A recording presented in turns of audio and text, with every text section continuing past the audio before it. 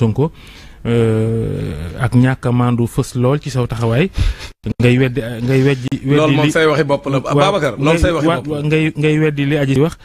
mel ni yaa fekke woon diggam ak Ousmane Sonko mel ni yaa fekkee. waaw yow fekke woo man fekke wu ma juge ba sax fekkewul xam nga liy dëgg mooy que ni ab juge sax day toog di xalaat ci li nga xam moom nañ ko jox mais liy xew Sénégal yi am benn juge bu ko fekkee maag George mi bu ñu jàppante woon fii ci studio bi bu ñu demee ca kanamu juge bi day wax ma wax ñu wuti témoin ku ci nekk ñu dëgg la nga wax ñu xool lu xel mën a nangu loolu mooy àtte du leneen bu ñu rëyal mbir mi man la ma waxoon ci Sonko Adji Sarr tey laa ko gën a wax tey sax laa gën a gëm ni la ma doon wax yàlla moo ma doon inspiré pour ma wax ko parce que fee yi wane na la ma doon wax dara teggiwu ko ñun danoo analyser li xew gis ay PV yu senn am ñu doon wax naan lii du PV yi PV yooyu sax dàq nañ ci ab capitaine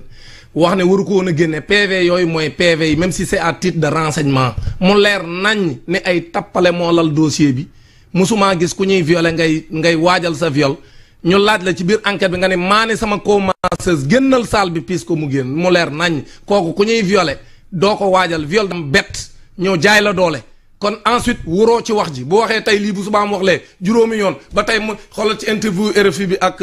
Le Monde te ma ciy profité di wax ne waaw mais ñun suñu journaliste yi xam nga ne George mii tey bu mënoon a jot ci Adji Sarr andi ko RFM matin da koy def George sa moom kenn mënta jot ci moom yow ay journaliste mën a jógee ci bitim réew ñëw ñu waa GIGN xajal leen ñu interroger ndaw si loolu est-ce que journaux sénégalais yi mën nañ ko donc il faut ñu respecter seen campagne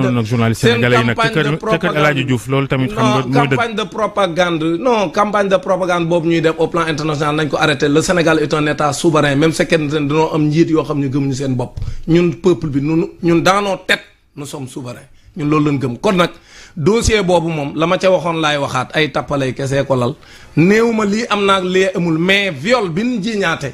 ku xool li ci biir dossier bi xam ne ay tappalay kese ci ne. jërëjëf Dame Mbodj porte-parole coalition Le Peuple coalition citoyenne nekk itam njiitu seen jàngalkat bi ñuy wax CUSEMS authentique ñu yendu ak jàmm ñu ngi ziar Fati.